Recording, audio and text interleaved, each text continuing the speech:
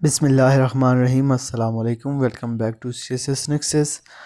आज हम डिस्कस करने जा रहे हैं कस्टम्स एक्ट 1969 का इम्पोर्टेंट फॉर एएसएफ इंस्पेक्टर। तो चलिए शुरू करते हैं। शुरू करने से पहले मैं आप सबसे रिक्वेस्ट करूंगा, अगर आप हमारे चैनल पर नए हैं तो काइंडली हमारे चैनल को सब्सक्राइब कर लें, हमारी वीडियोस को लाइक करें और कमेंट में अपनी राय से हमें ज़रूर आगाह करें कि आपको हमारी वीडियोस कैसी लगती हैं। तो चलिए शुरू करते हैं। The custom act the customs act was enacted in which year. Enacted का मतलब होता है लॉ किस साल बना। इन 1969। कस्टम एक्ट को लॉ में तब्दील किया गया 1969 में। नेक्स्ट क्वेश्चन था हमारे पास, the main objective of customs act is. तो मेन एम या गोल या मकसद कस्टम एक्ट का क्या है? Regulate import and export of goods and collect duties. कि आप जो है रेगुलेट करें इंपोर्ट और एक्सपोर्ट ऑफ गुड्स यानी सामान को, और कलेक्ट करें ड्यूटीज़, उनके ऊपर जो कस्टम ड्यूटी होती है उसको कलेक्ट करें। नेक्स्ट क्वेश्चन है, the governing body under the customs act is. तो जो गवर्निंग बॉडी है वो कस्टम एक्ट के अंदर कौन सी है? तो वो है FBR, federal board of revenue. Next question की तरफ चलते हैं और वो है, the custom act applies to. तो कस्टम एक्ट कहाँ पे अप्लाई होता है, किस किस जगह पे अप्लाई होता है? Whole of Pakistan including its territorial waters. मतलब पूरे पाकिस्तान पे ये अप्लाई होता है और उसमें उसका पानी यानी शिपमेंट्स जो आती हैं, कार्गोज जो आती हैं, उनमें भी ये अप्लाई होता है। नेक्स्ट क्वेश्चन है हमारे पास, under the act smuggling is defined as. तो स्मगलिंग इस एक्ट के मुताबिक क्या चीज़ है, कैसे उसको डिफाइन किया जाता है? Illegal movement of goods without payment of duties. जब भी आप कोई चीज़ मूव करते हैं एक कंट्री से दूसरी कंट्री में तो आपको कस्टम ड्यूटी पे करना पड़ती है। लेकिन अगर आप चोरी छुपे एक चीज़ एक मुल्क से दूसरे मुल्क भेज देते हैं और उसके ऊपर ड्यूटी नहीं पे करते तो वो स्मगलिंग में काउंट होती है। नेक्स्ट क्वेश्चन है हमारे पास, question number 6, which section defines prohibited goods. Prohibited का मतलब होता है किसी चीज़ से मना करना, मना हुई बैन हुई गुड्स। कौन सा सेक्शन हमें बताता है कि ये गुड्स या ये मटेरियल बैन है? तो सेक्शन 2S हमें बताता है कि these goods are prohibited. Which of the following is a function of customs officer. तो कस्टम ऑफिसर का क्या फंक्शन है दिए गए ऑप्शंस में से? Assessing duties and taxes on import और एक्सपोर्ट। तो ये ऑप्शन बी करेक्ट है, असेस करता है वो ड्यूटीज़ और टैक्सेस इंपोर्ट और एक्सपोर्ट पे। नेक्स्ट क्वेश्चन है क्वेश्चन नंबर 8 हमारे पास, goods under the custom act include. Good हम कह रहे हैं गुड्स तो गुड्स के अंदर कौन कौन सी चीज़ें शामिल हैं तो ये बताई थी। तो every kind of movable property, जो भी प्रॉपर्टी एक जगह से दूसरी जगह मूव हो सकती है तो वो गुड्स में शामिल होती है। क्वेश्चन नंबर 9 है हमारे पास, the term conveyance in the customs act refers to. तो कन्वेंस का मतलब कस्टम एक्ट में क्या है?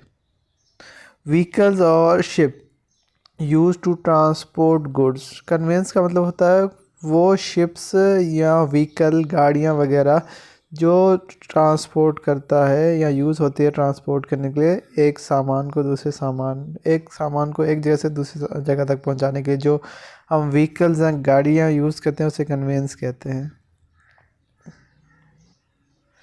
नेक्स्ट क्वेश्चन है हमारे पास, the power to search premises is granted under which section.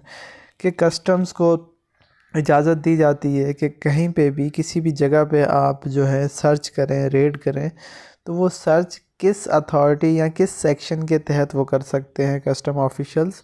तो वो सेक्शन 163 के तहत किसी भी परमिसेस को सर्च कर सकते हैं। What does the term clearance of good refer to. Clearance of good ये किस चीज़ को ज़ाहिर करती है, किस चीज़ की तरफ इशारा करती है?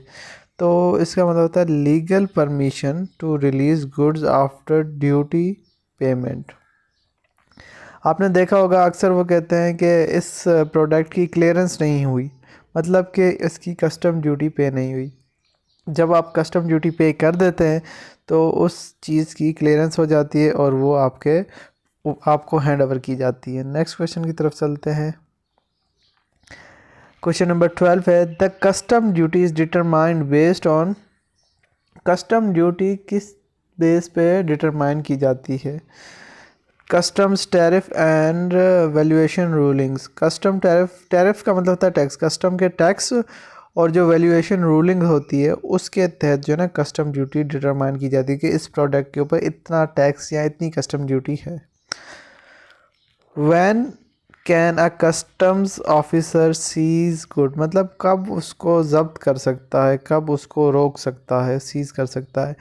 इफ़ दे आर स्मगल्ड और ड्यूटीज़ आर अनपेड, या तो वो स्मगलिंग के थ्रू आई हो या उसकी ड्यूटीज़ अनपेड हो, तो वो आपको सीज़ कर लेता है गुड, और जब तक आप क्लियरेंस ना करवाएं यानी कि उसकी कस्टम ड्यूटी ना पे करें तब तक आपको वो सामान आपका नहीं मिलता। नेक्स्ट क्वेश्चन है हमारे पास warehouse of goods is regulated under. Warehouse जहाँ पे हम सामान स्टोर करते हैं, अपना कोई शिपमेंट होती है या कार्गो जो भी होता है, तो जो सामान हम वेयर हाउस में रखते हैं वो किस सेक्शन के तहत रेगुलेट किया जाता है? सेक्शन 98 से 104, ये सारे ही इसकी रेगुलेट करने के लिए बताते हैं, गाइडलाइंस देते हैं कि कैसे रेगुलेट होगा।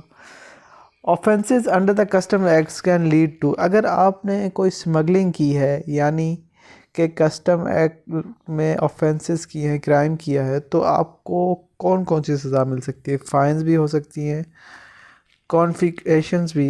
कन्फिस्केशन का मतलब होता है सीज़ करना, और इम्प्रिजमेंट, सामान भी सीज़ हो सकता है, फ़ाइन भी हो सकता है, और आपको जेल भी जाना पड़ सकता है। नेक्स्ट क्वेश्चन है हमारे पास what is the maximum imprisonment under the customs act for major offences. तो कस्टम एक्ट के तहत जो मेजर आपके ऑफेंसेस हैं उनमें कितना वो आपको मिलती है जेल, कितने साल होती है? 14 साल। नेक्स्ट है विच of the following is prohibited good. Prohibited का मतलब होता है मना किया हुआ सामान या बैन हुआ सामान कि ये चीज़ आप नहीं एक जगह से दूसरी जगह मूव कर सकते, वो है नारकोटिक्स यानी ड्रग्स। ड्रग्स प्रोहिबिटेड गुड्स में आती हैं। नेक्स्ट क्वेश्चन है हमारे पास education under customs act is done by. Education custom act के अंदर कौन करता है? तो वो करता है कस्टम्स एजुकेटिंग ऑफिसर्स। ये तो बहुत इजी सा था। Customs appellate tribunals function under which authority. तो वो FBR के तहत काम करता है, फंक्शन करता है। नेक्स्ट क्वेश्चन है हमारे पास time limit to filling an appeal. Filing है कि कितने टाइम में आप एक अपील आप दायर कर सकते हैं कस्टम एक्ट के तहत। तो 30 दिन के अंदर आपने अपील दायर करनी होती है। Advance ruling on classification of goods is issued by. जो एडवांस रूलिंग है classification of goods is issued by, ये किस चीज़ के तहत इशू होती है? पाकिस्तान कस्टम्स इशू करता है advance ruling on classification of goods के इन चीज़ों को कैसे क्लासिफाई करना है, वो पाकिस्तान के कस्टम ही रूलिंग देता है। नेक्स्ट क्वेश्चन है which section deals with the power of the custom officer to arrest. तो कौन सा सेक्शन हमें बताता है कि कस्टम के एक्ट के अंदर कस्टम ऑफिसर को पावर है कि वो अरेस्ट कर सकता है? तो सेक्शन 171 हमें बताता है ये बात। नेक्स्ट क्वेश्चन है हमारे पास in case of non payment of duties goods can be confiscated. Confiscated का मतलब होता है सीज कर लेंगे, अपने पास रख लेंगे, उनको रोक लेंगे। The power to summon person is granted under, मतलब कि समन का मतलब होता है कि आपने सुना होगा कि जो अदालत समन भेजती है यानी कि नोटिस भेजती है कि आपने पेश होना है अदालत के सामने, उसको कहते हैं समन। तो कहते हैं जो पावर है to summon person is granted under, के किसी बंदे को आप समन करते हो, बुलाते हो, तो वो किस सेक्शन के तहत बुलाते हो?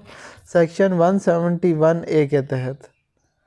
नेक्स्ट क्वेश्चन है और ये है लास्ट क्वेश्चन हमारा customs act for ASF inspector के लिए Pakistan custom day is observed on, तो पाकिस्तान का कस्टम डे कब ऑब्जर्व किया जाता है? जनवरी 26 जनवरी को नया कस्टम डे सेलिब्रेट किया जाता है या ऑब्ज़र्व किया जाता है। होपफुली आपको आज की वीडियो समझ आ गई होगी। मिलते हैं एक नई वीडियो के साथ, तब तक के लिए अल्लाह हाफिज़।